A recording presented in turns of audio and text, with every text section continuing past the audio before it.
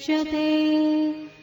पूर्णस्य पूर्णमादाय पूर्णमेवावशिष्यते। ॐ शान्ति शान्ति शान्तिः।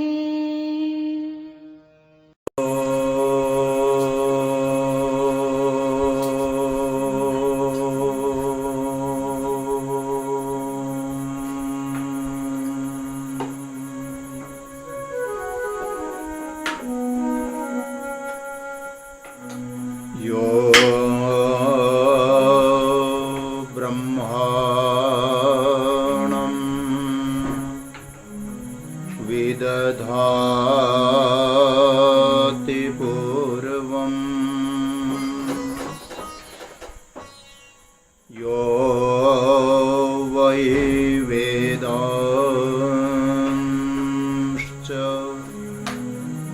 प्रहिणोति तस्मै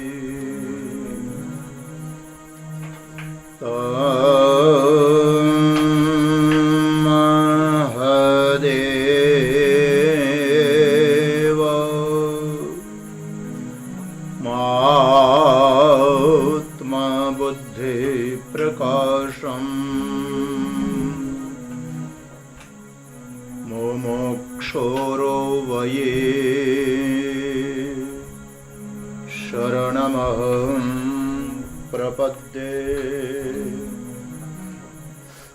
ॐ शान्तिः शान्तिः शान्तिः।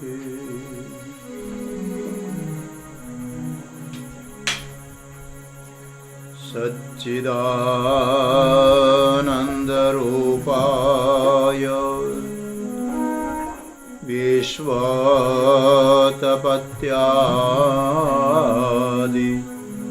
हेतवे तापत्रय विनाशाय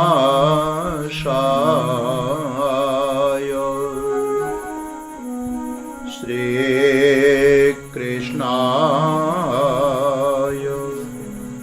वयं नमः। यं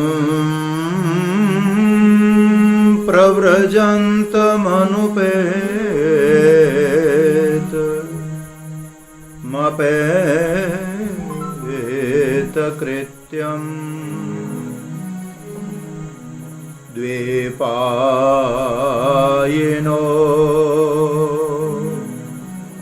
विरहकातर आजुहाव। पुत्रेति तन्मयतया सर्वोऽभिनेदुः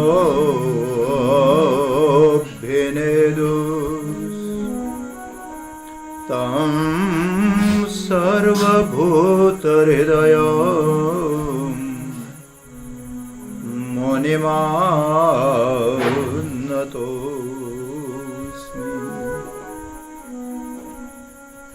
जन्माद्यस्य यतोऽन्वयादितरतश्चार्थेष्वभिज्ञस्वराट्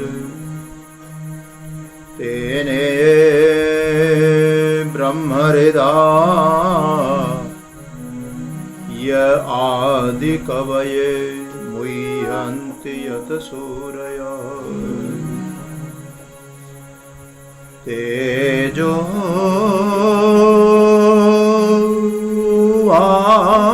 वारि मृदां यथा विनिमयो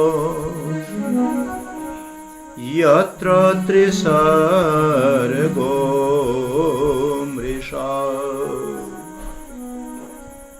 धाम्ना स्वेन सदा निरस्तकुहकं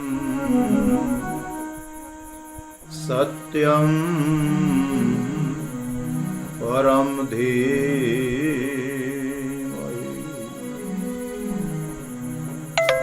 सत्यं परं धीमहि।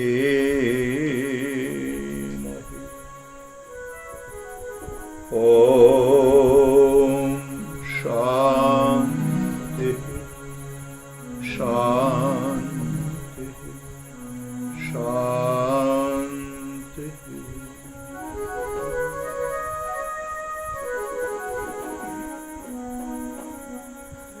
श्री कृष्ण गोविंद हरे मुरारे, हे नाथ नारायण वासुदेवा। श्री कृष्ण गोविंद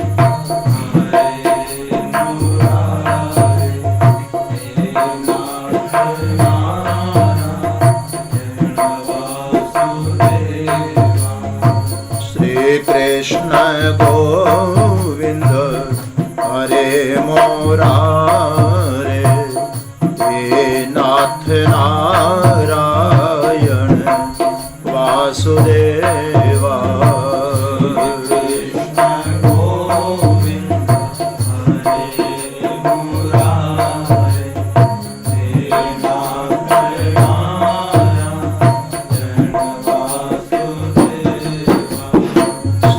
कृष्ण गोविंद हरे मुरारे, हे नाथ नारायण वासुदेवा।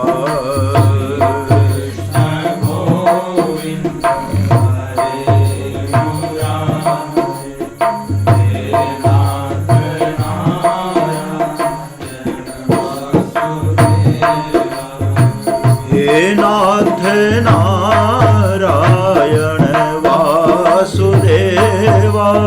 हे नाथ नारायण वासुदेवा। हे नाथ नारायण वासुदेवा। हे नाथ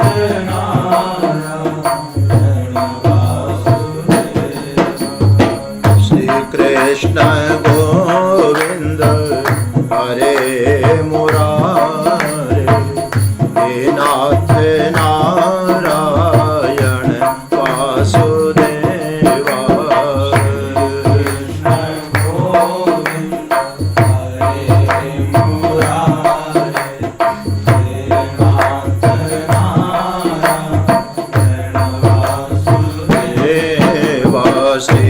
कृष्ण गोविंद हरे मुरारे, हे नाथ नारायण वासुदेवा। श्री कृष्ण गोविंद हरे मुरारे, हे नाथ नारायण वासुदेवा।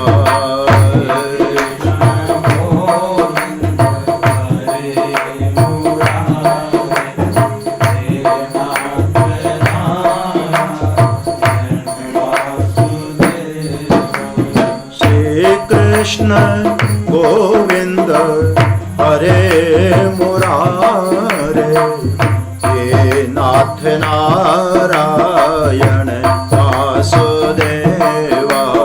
श्री कृष्ण गोविंद हरे मुरारे, हे नाथ नारायण वासुदेवा। श्री कृष्ण गोविंद हरे मुरारे, हे नाथ नारायण वासुदेवा। कृष्ण गोविंद हरे मुरारे, हे नाथ नारायण वासुदेवा। श्री कृष्ण गोविंद हरे मुरारे, हे नाथ नारायण वासुदेवा।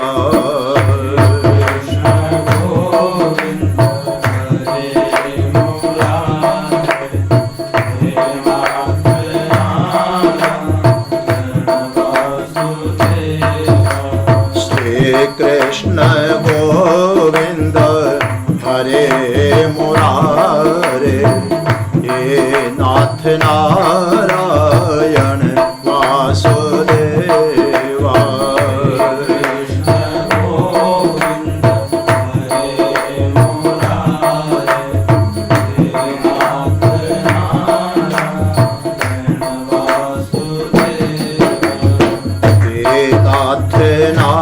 नारायण वासुदेवा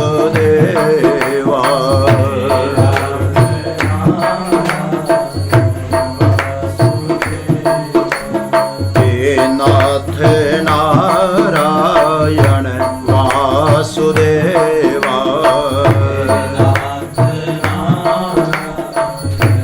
वासुदेवा सच्चिदानंद भगवान की सत्य सनातन धर्म की सद्गुरुदेव महाराज की गोपाल कृष्ण भगवान की गौ माता की पवन पुत्र हनुमान जी महाराज की ओम नमः पार्वती पतये हर हर महादेव।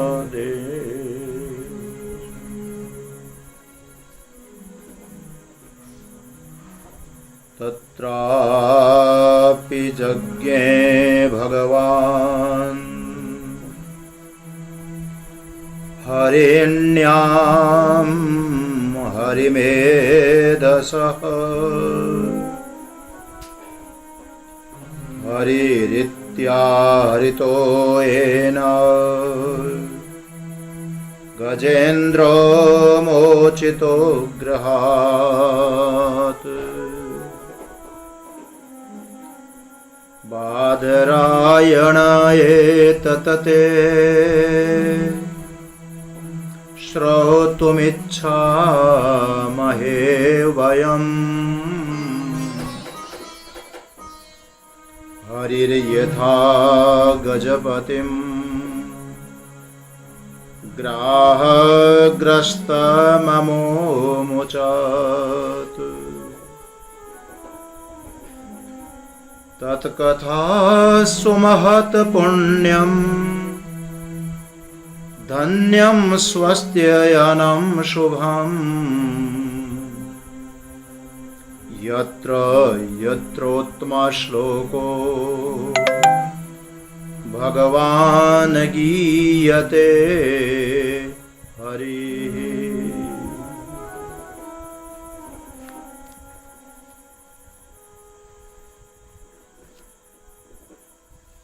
प्रेमपुरी जी अध्यात्म विद्या भवन मुंबई के द्वारा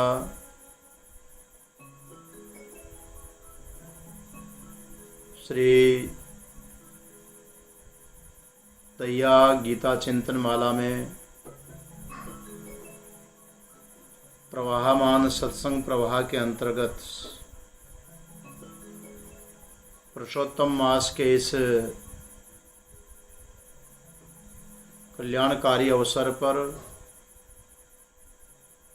गजेंद्र मोक्ष का प्रसंग आप लोग श्रवण कर रहे हैं।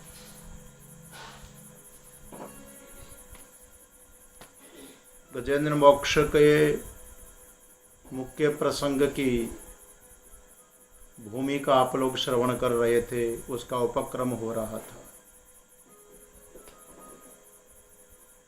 कल आप लोगों ने श्रवण किया तामस मनवंतर के अंतर्गत एक ब्राह्मण ऋषि हुए जिनका नाम था हरिमेधा और जिनकी पत्नी का नाम था हरिणी। उनके माध्यम से भगवान हरि का अवतार हुआ।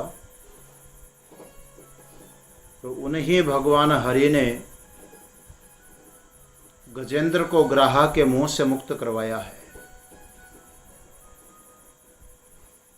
ये बात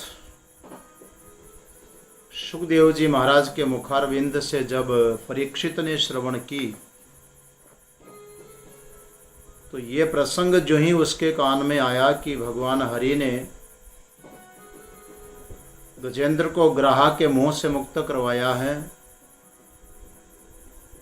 तब इस कथा को सुनने की उत्कट इच्छा परीक्षित के मन में हुई। राजा परीक्षित सुखदेव जी महाराज को बड़ी विनम्रता के साथ में निवेदन करने लगा, आग्रह पूर्वक, भाद्रायण एतत् श्रोतुमिच्छामहे वयम्। हे भाद्रायण, हे सुखदेव जी महाराज, अब आपके मुखारविंद से मैं यही सुनना चाहता हूँ। अपितु मैं ही नहीं, वयम, मैं आपके मुखारविंद से जिस प्रसंगों को श्रवण कर रहा हूँ, हजारों संत महात्मा ऋषिगण बैठ करके भी श्रवण कर रहे हैं, हम सभी की यही इच्छा है। हरिर्यथा गजपतिम ग्राहग्रस्तम अममोमुचत। जिस प्रकार से भगवान हरि ने गजेंद्र को ग्राह के मुंह से मुक्त करवाया है, यह प्रसंग आपके मुखारविंद से श्रवण करने की इच्छा है। भगवान, तत्कथा सुमहत पुण्यम। वो जो कथा है महान कथा है, कोई साधारण कथा नहीं है, बड़ी पुण्यवान पुण्यवती कथा है। इस कथा को श्रवण करने वाले धन्य हो जाते हैं। कल्याणकारी कथा है, मोक्षदायी कथा है, अत्यंत शुभ कथा है, जिसमें उत्तम श्लोक भगवान नारायण के महिमा का गुणगान हुआ है। कृपा करके वही प्रसंग आप मुझे श्रवण करवाइए। सज्जनों, जब परीक्षित ने इस प्रकार सुखदेव जी महाराज से प्रार्थना की, सुखदेव जी महाराज ने तत्काल वही प्रसंग परीक्षित के लिए उपस्थित किया और इसी के साथ में इस गजेंद्र मोक्ष प्रसंग का द्वितीय अध्याय आरंभ हुआ। कथा बहुत ही सुंदर है। जिस प्रकार से राजा परीक्षित ने अपने शब्दों में वर्णन किया कि ये महान कथा है, ये पुण्यवती कथा है, ये धन्य करने वाली कथा है, ये कल्याणकारी कथा है, मोक्षदायी कथा है। भगवान की बड़ी महिमा इसके अंतर्गत आई है। सुखदेव जी महाराज कहने लगे, आसीद गिरिवरो राजंस त्रिकूट इति विश्रुतः क्षीरोदेनावृत श्रीमान् योजनायुतमुच्छ्रितः तावता विस्तृतः पर्यक् त्रिभिशृङ्गैः पयोनिधिं दिशः खं रोचयन्नास्ते रोप्यायसि हिरण्मयैः।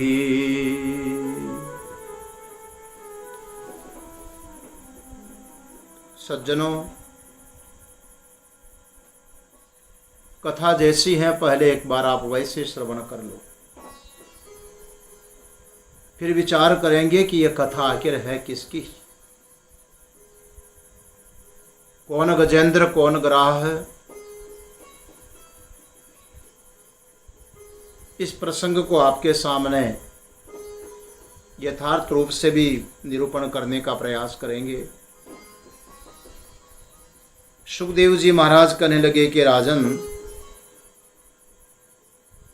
एक त्रिकूट नाम का बड़ा सुंदर, पर्वतों में भी बहुत श्रेष्ठ पर्वत था और चारों ओर से क्षीर सागर के अंदर स्थित था। बहुत ऊंचा पर्वत है, बहुत ऊंचा पर्वत, 10,000 योजन ऊंचा पर्वत।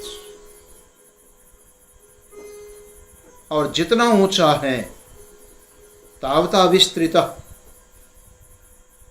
उसका विस्तार भी उतना ही है। जितनी ऊंचाई है उतना उसका चौड़ाई है, उस फैलाव है।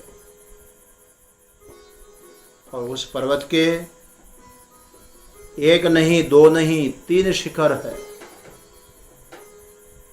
बड़े बड़े शिखर हैं 3। समुद्र से घिरा हुआ पर्वत है। सारी दिशाएं, समुद्र और आकाश जगमगाते रहते हैं। कारण यह है कि तीनों के तीनों जो उस पर्वत के शिखर हैं उनमें 3 विशेषताएं हैं। एक शिखर है रौप्य, माने चांदी से युक्त, चांदी से बना हुआ। दूसरा शिखर है जो आयस माने लोहे से बना हुआ है। और तीसरा जो शिखर है हिरणमय ही, वो तो सोने से बना हुआ है। और जो जिससे बना होगा वैसा ही तो दिखाई पड़ेगा। तो एक शिखर है वो सफेद मालूम पड़ता है, एक सांवला कालापन में दिखाई पड़ता है, तो तीसरा जो शिखर है वो सोने की तरह चमक रहा है। सुंदर पर्वत, उसके 3 शिखर और भी सुंदर। लंबाई, चौड़ाई, ऊंचाई देखो तो आहा, उसका कोई समानता दूसरे पर्वत कर नहीं सकते। अन्यश्च ककुभ सर्वा रत्न धातु विचित्रित नाना द्रुमलता गुलमहिर निर्घोषैर निर्जराम्बसाम। क्या क्या विशेषताएं बताएं। उनके और भी बहुत सारे शिखर थे, छोटे बड़े। 3 तो प्रमुख शिखर हैं। अन्य जो शिखर है उनके वो भी कई प्रकार के रत्नों से, धातुओं से एकदम सजे हुए सुंदर लगते हैं। और कई प्रकार के उस पर्वत के ऊपर पेड़ पौधे हैं, लताएं हैं, तरह तरह के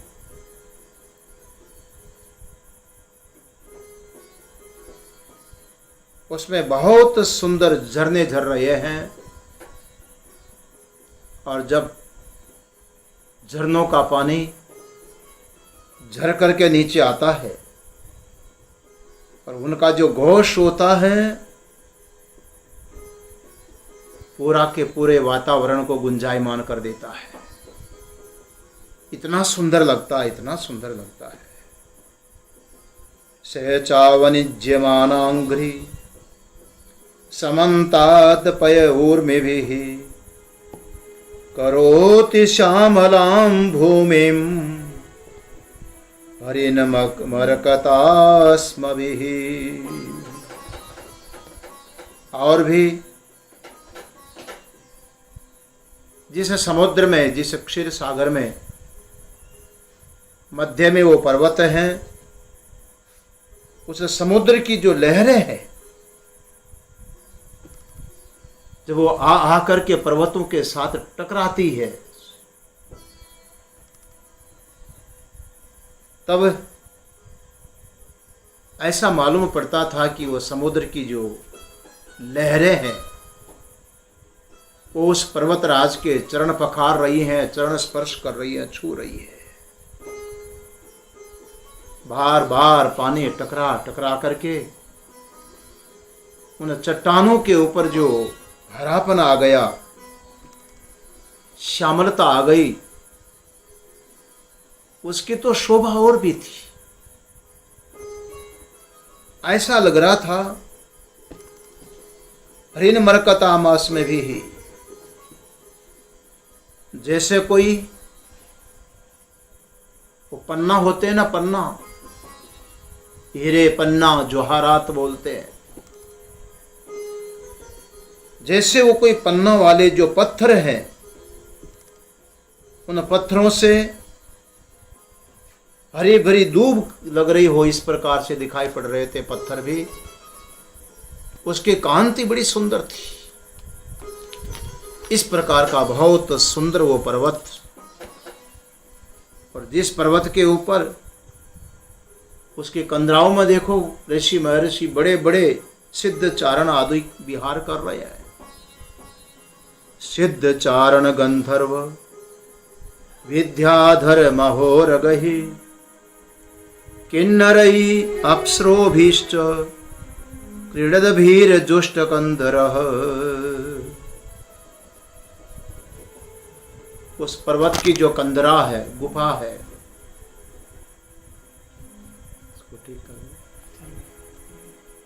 श्रीमन्नारायण नारायण नारायण श्रीमन्नारायण नारायण नारायण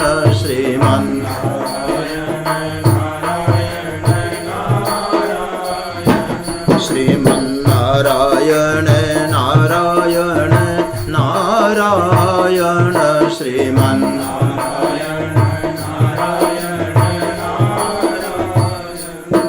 सत्यनारायण नारायण नारायण सत्यनारायण लक्ष्मी नारायण नारायण नारायण लक्ष्मी नारायण श्रीमन्नारायण नारायण नारायण श्रीमन्नारायण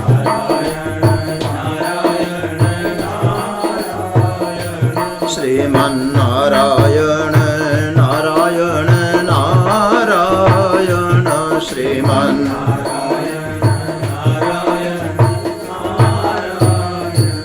सच्चिदानंद भगवान की। सिद्ध चारण गंधर्व विद्याधर महोरगहि किन्नरैरप्सरोभिश्च क्रीडद्भिर्जुष्टकंधरः।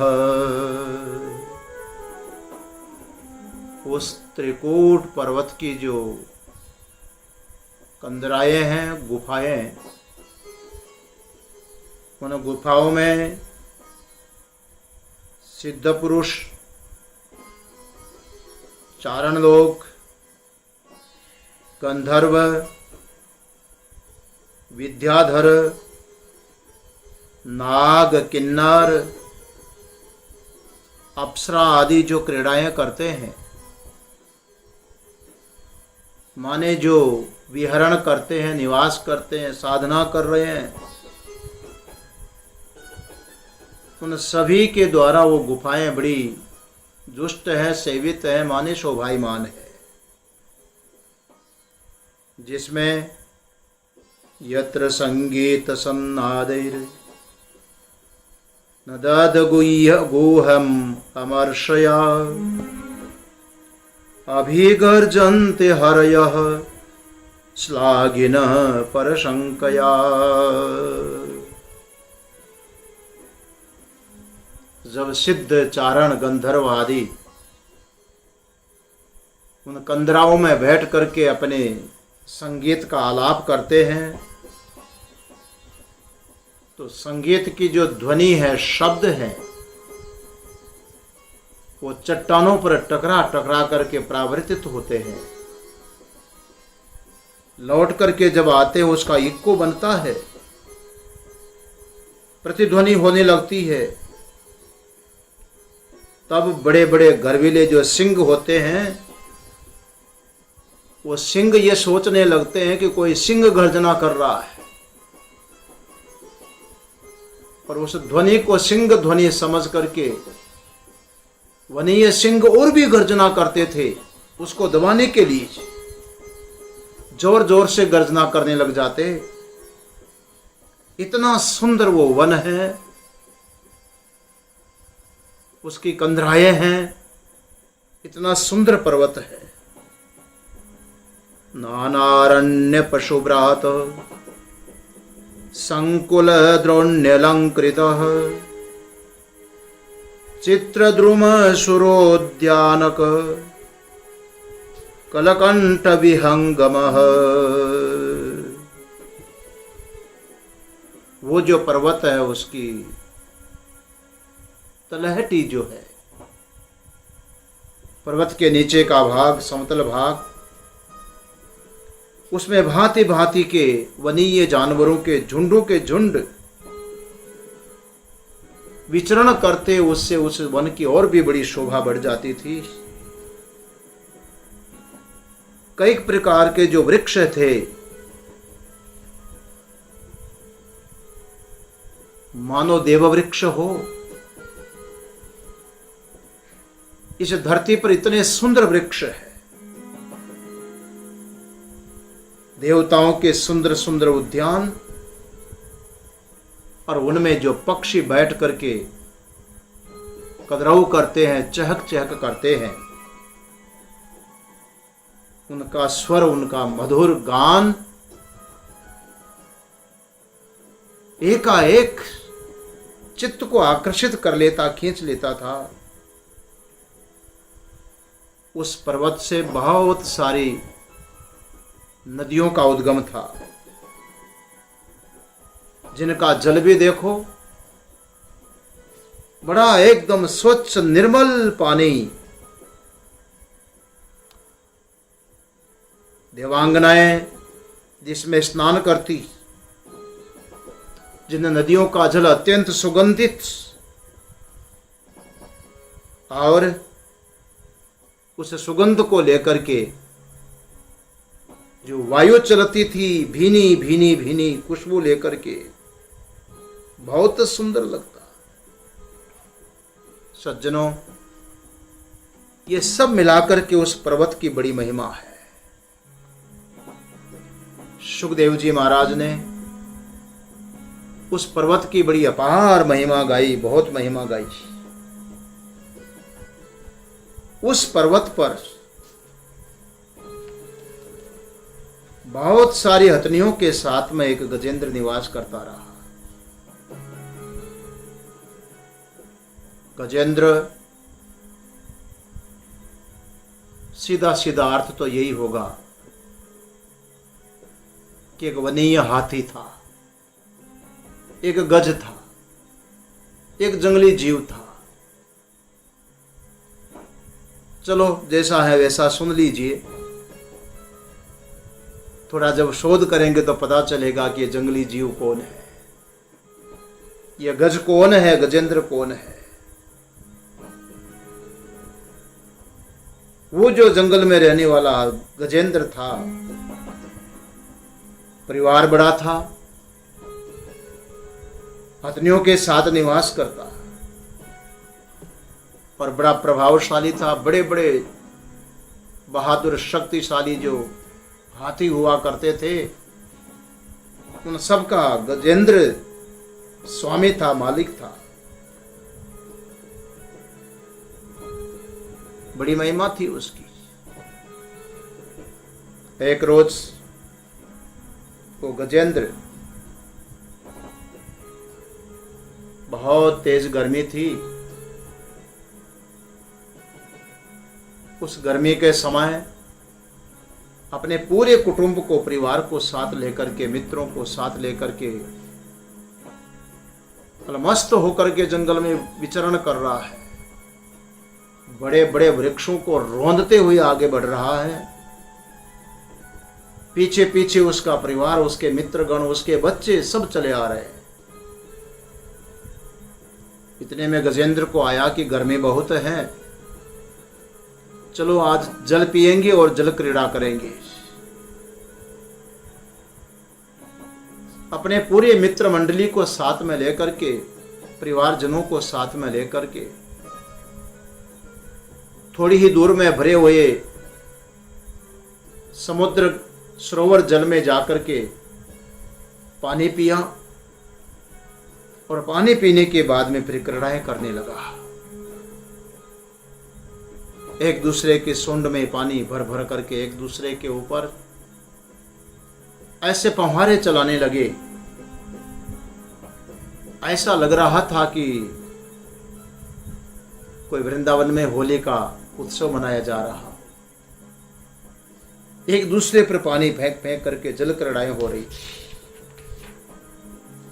उसी वक्त उस गजेंद्र को ऐसा कुछ एहसास हुआ, मालूम पड़ा कि इस जल में किसी ने मेरा पैर पकड़ा है, और पैर छुड़वाने के लिए उसने झटका मारा, मगर पकड़ने वाला इतना कमजोर नहीं था कि छोड़ दें।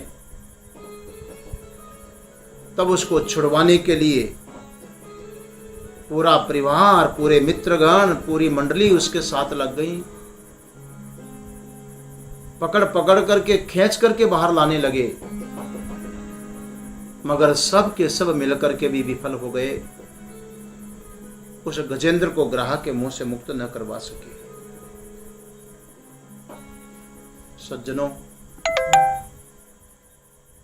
आखिर ये संघर्ष लंबे समय तक चला। भागवत के अनुसार बहुत लंबे समय ये संघर्ष चलता है।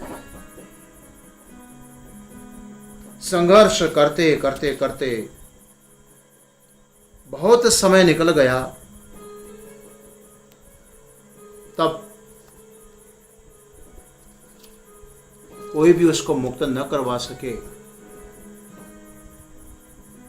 1000 वर्ष निकल गए हैं। परिवार के परिजन थक गए बुरी तरह से। सबको प्राण प्यारे होते हैं, सब निकल करके चले गए। अकेला गजेंद्र ग्रहा के साथ जूझता रहा। कथा अत्यंत प्रसिद्ध है। सारी शक्ति लगा दी, सबने कुछ नहीं कर पाए, आखिर में चले गए। उस वक्त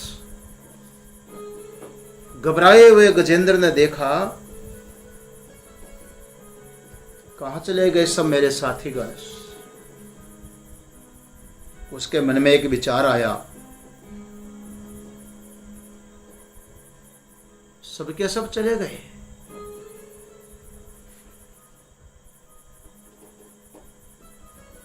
हथिनियां जो अर्धांगिनियां थी वो भी चली गई,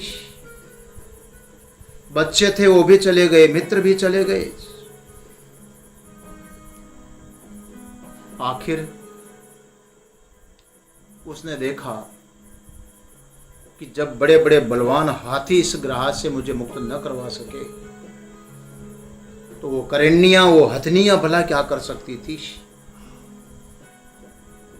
और ये जिसने मेरा पैर पकड़ा है, ये कोई साधारण जीव नहीं लग रहा है। मुझे तो ऐसा लगता है विधाता का भेजा हुआ कोई मृत्यु का पास है। और अब मुझे इस महामृत्यु से बचने के लिए सिर्फ भगवान की ही शरण लेनी चाहिए।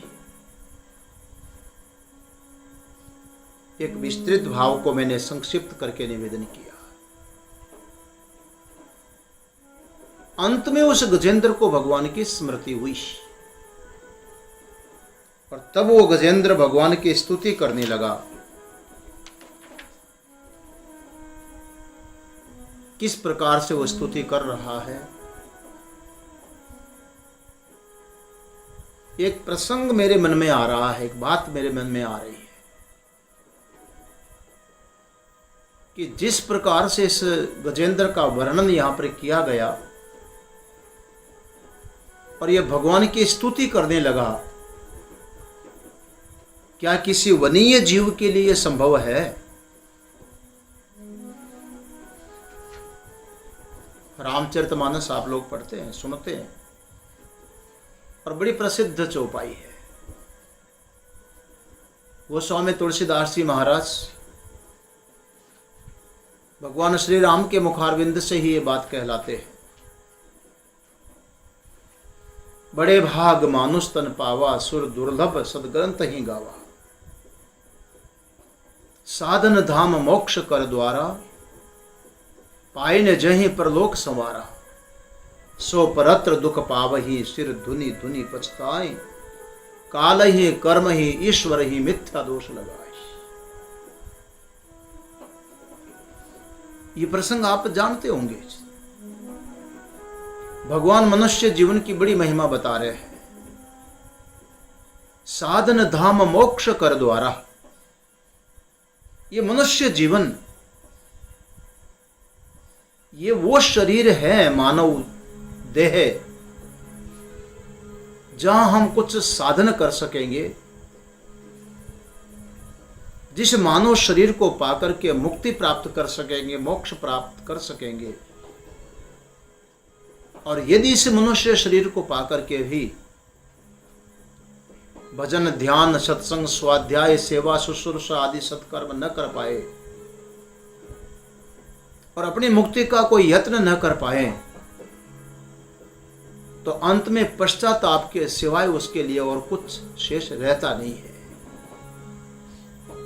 सो परत्र दुख पावही, सिर धुनि धुनि पछताई। ये शरीर छूट जाने के बाद पश्चाताप के अतिरिक्त और कुछ भी नहीं रहता है।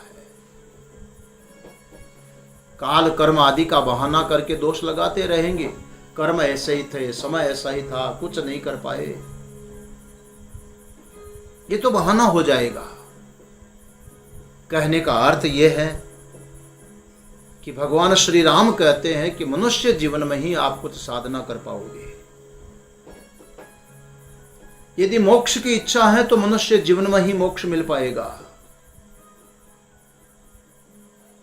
काल प्रवाह से आपको बाहर आना है तो मनुष्य जीवन ही साधन है। मगर इस प्रसंग को देखते हैं तो शंकाएं खड़ी होती है। यहां एक वनीय जीव, और वो भी हाथी, एक तमोगुणी प्राणी, भला किस प्रकार से भगवान की स्तुति कर सकेगा? और यदि वहां पर स्तुति हो सकती है तो फिर मनुष्य जीवन का जो महत्व बताया गया है उसका कोई अर्थ नहीं है। फिर क्या है? फिर यहां नहीं तो वहां कर लेंगे, मनुष्य जीवन में नहीं तो किसी भी जीवन में कर लेंगे। भजन ही तो करना है, साधन ही तो करना है, मुक्ति ही तो प्राप्त करनी है, कहीं पर भी कर लेंगे। फिर क्या है? फिर इस जीवन में इतनी साधना की क्या जरूरत है? जैसे दुनिया में इतर प्राणी जीते हैं ऐसे ही जीवो, मौज मस्ती में रहो। यावत जीवेत सुखम जीवेत ऋणम कृत्वा घृतम पिबेत। मौज मस्ती से रहो, फिर क्या है? फिर मनुष्य जीवन का क्या महत्व हो गया? आत्म कल्याण तो कहीं भी कर सकते हैं, भगवान का भजन तो कहीं पर भी हो सकता है। एक गजेंद्र कर रहा है, हाँ जी, यद्यपि सामान्य नियम तो यही है कि आत्म कल्याण मनुष्य ही कर सकता है, साधन मनुष्य ही कर सकता है, भगवत प्राप्ति का अधिकार सिर्फ मनुष्य को ही है। किंतु किसी किसी जीव के लिए कोई कारणवशात अन्य योनि प्राप्त होने पर भी भगवत चिंतन साधन आदि संभव है। यहां पर भी इस प्रसंग के अंत में आपको श्रवण करने को मिलेगा कि जिस ग्रह ने पैर पकड़ा है वो भी कोई सामान्य प्राणी नहीं था। हुहु नाम का गंधर्व था, शापवशात इस योनि को प्राप्त हुआ है। जो गजेंद्र है वो भी कोई साधारण व्यक्ति नहीं है, साधारण प्राणी नहीं है। ये पूर्व जन्म का इंद्रद्युम्न नाम का कोई राजा है, पांड्य देश का एक वंश में पैदा हुआ एक राजा है, और ऋषि के शाप के कारण इस शरीर को प्राप्त हुआ है। यह प्रसंग आप लोग श्रवण करोगे। तो शापवशात कोई किसी शरीर में चला जाए अलग बात है, या कभी कभी संस्कार होते हैं वो ले जाते हैं। पंचम स्कंद आपने सुना होगा और सुनते ही हैं। पंचम स्कंद में एक महापुरुष भजन करने के लिए एक राजा गंडकी नदी के किनारे जाकर के बैठते हैं, भगवान का भजन करने के लिए जाते हैं। लेकिन किसी मृग शावक में उनकी आसक्ति होती है। राजर्षि भरत की कथा जानते हो ना, और वो ऐसे संस्कार बन जाते हैं कि शरीर छोड़ने के बाद उनको मृग के शरीर में पैदा होना पड़ता है, मृग शावक होकर के पैदा होना पड़ता है। परंतु पूर्व जन्म के जो साधना के संस्कार थे उस जीवन में भी बने रहे, और मृग देह में भी उसने किसी से मोह ममता नहीं की, कहीं आसक्ति नहीं की। प्रबल जन्मांतरीय संस्कार हो तब भी संभव है, या किसी कारणवशात ऐसा हो तब भी संभव है। मनुष्य के अलावा अन्य योनि में भी भगवत स्मरण आदि हो जाता है, किंतु सामान्य नियम तो यही है कि एक मनुष्य ही भगवान का भजन कर पाएगा। जो प्रश्न मैंने आपके सामने उठाया उसका एक उत्तर तो आपको यह मिला कि कोई कर्म विशेष होने के कारण अन्य योनियों में भी साधना संभव है, किंतु इस प्रसंग को जब हम लोग बहुत गहराई से देखते हैं तो केवल इतना ही नहीं है कि पूर्व जन्मांतरीय शाप आदि के कारण ग्रह और गजेंद्र आदि शरीरों की प्राप्ति हो ही हो। यहां तो मालूम ऐसा पड़ता है कि ये जो गजेंद्र है, इस शब्द का प्रयोग हम लोगों के लिए ही हुआ है, मनुष्य के लिए ही हुआ है। गजेंद्र और जितनी विशेषताएं बताई गई है इस गजेंद्र की, जहां पैदा हुआ है उसकी, उस स्थान की शोभा बताई गई है, ये सब ये मनुष्य शरीर की शोभा है। और मनुष्य शरीर को प्राप्त जो जीव है उस गजेंद्र की यहां पर कथा है। गजेंद्र, गजेंद्र जो शब्द बन रहा है उसको आप 3 भाग में विभक्त करिए, ग, ज और इंद्र। ग का अर्थ होता है गतिवान, गच्छति इति ग, जो गति करे। वो गति करने वाला कौन है? वो ग है। और जो गति करता है कहीं न कहीं जाकर के फिर प्रकट होता है, और उसके प्रकट होने को बोलते हैं जन्म लेना। गति करे और जन्म लेवे, गति करें और जन्म लेवे। कौन गति करता और कौन जन्म लेता है? जड़ वस्तु तो गति करेगी नहीं, जड़ वस्तु का जन्म होगा नहीं।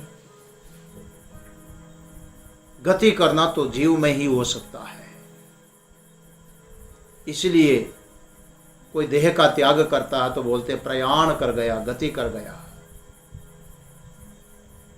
जो गति करता है, प्रयाण करता है, एक शरीर को छोड़ करके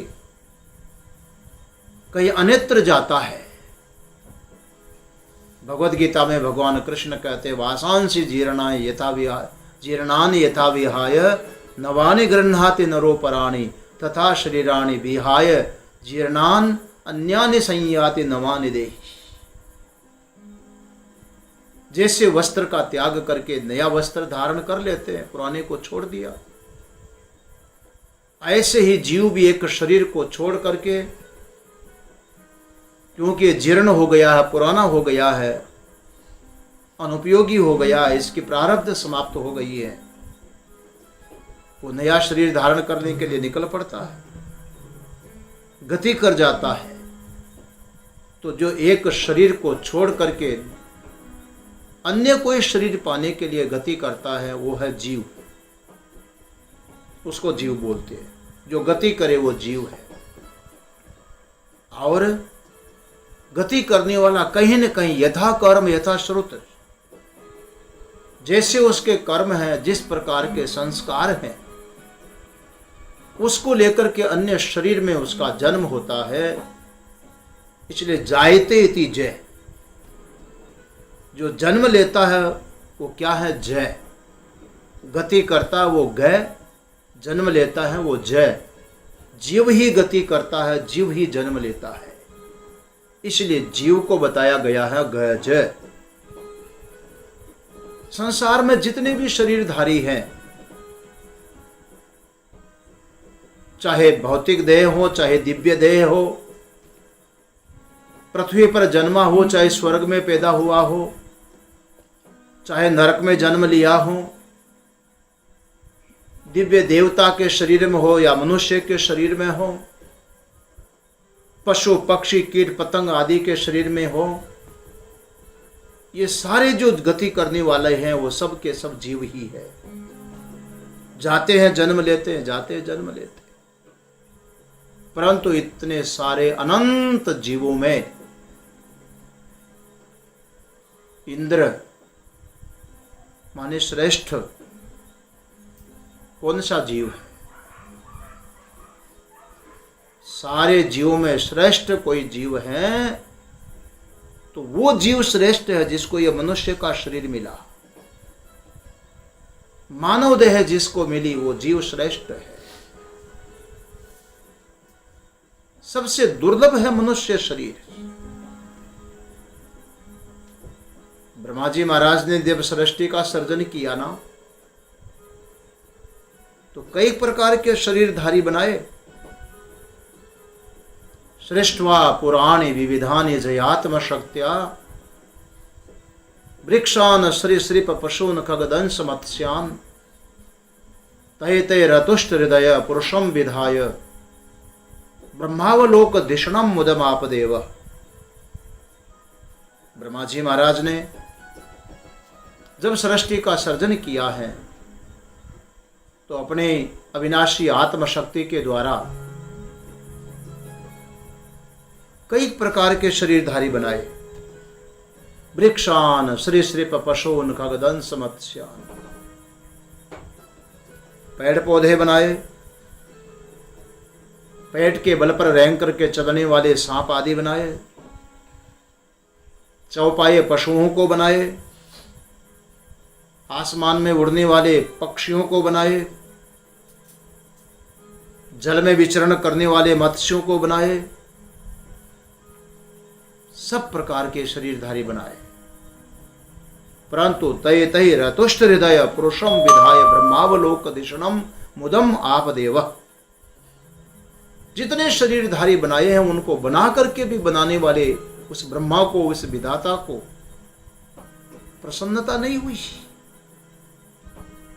वो खुश नहीं हुए, एक संतुष्टि नहीं हुई। परंतु जब मनुष्य का शरीर बनकर के तैयार हुआ, मुदम आपदेव, वो देव एकदम प्रसन्न हो गए, खिल गए, खुश हो गए। क्या देख करके? ब्रह्मावलोक धिषणम मुदम आपदेव। ये प्रसन्नता इसीलिए हुई है कि ब्रह्मावलोक दिशना इस मनुष्य के अंदर है। परमात्मा का साक्षात्कार करने की जो बुद्धि है, जो धिषणा है, जो मेधा है, ये अन्य शरीरधारियों को उपलब्ध नहीं है। मनुष्य की सबसे बड़ी महत्ता मानी गई है। इसलिए मनुष्य का शरीरधारी जो जीव है वही श्रेष्ठ जीव है, वही गजेंद्र है, उसको गजेंद्र बताया गया है। और जितनी विशेषताएं बताई गई, इस गजेंद्र की विशेषताएं है। ये कहां पैदा हुआ, कैसा पर्वत है, त्रिकूट पर्वत है, 3 से बना हुआ 3 का ढेर है। अब कैसा पर्वत, ये त्रिकूट कौन है, जानने की जिज्ञासा तो हो रही होगी, मगर मेरी घड़ी इनकार कर रही है। ये सबसे श्रेष्ठ मानव देहधारी जीव जो गजेंद्र है, जिस पर्वत के ऊपर निवास करता है, वो त्रिकूट पर्वत है। ऊंचा बहुत है, जिसका मुकाबला कोई कर नहीं सकता, जिसके समान कोई पर्वत नहीं है। बड़े सुंदर 3 शिखर हैं, वो भी अलग अलग, कहीं रजतमय हैं तो कहीं लोहमय हैं तो कहीं हिरणमय है। इस पर्वत की बड़ी महिमा है। कल इस पर हम लोग विचार करेंगे और फिर देखो प्रार्थना होगी, तब ऐसा लगेगा कि गजेंद्र सचमुच में प्रार्थना कर रहा है। वो केवल वनीय जीव नहीं कर रहा है, ये जो भगवान से प्रार्थना होगी, ये अपनी प्रार्थना होगी, हमारी स्वयं की प्रार्थना होगी। ये मानव देह है वो त्रिकूट पर्वत, जिसका सुंदर विश्लेषण होगा, उसको हम कल ही देख पाएंगे। आज यहीं पर आज इस विचार को हम विश्राम देंगे। ब्रह्मचारी महेंद्र चैतन्य जी एक भजन का आनंद आपको दिलाएंगे और इसी के साथ शांति पाठ करेंगे और आज के प्रसंग को विश्राम देंगे। हरि ओम तत्सत, हरि ओम तत्सत, हरि ओम। ये जीवन तुम्हें मिल गया है, मगर ये न सोचा मिला किस लिए। माना ये जीवन तुम्हें मिल गया है, मगर ये न सोचा मिला किस लिए। झोला बड़ा ही मिला अनमोला, झोला बड़ा ही मिला अनमोला, मगर ये न सोचा मिला किस लिए, मगर ये न सोचा मिला किस लिए।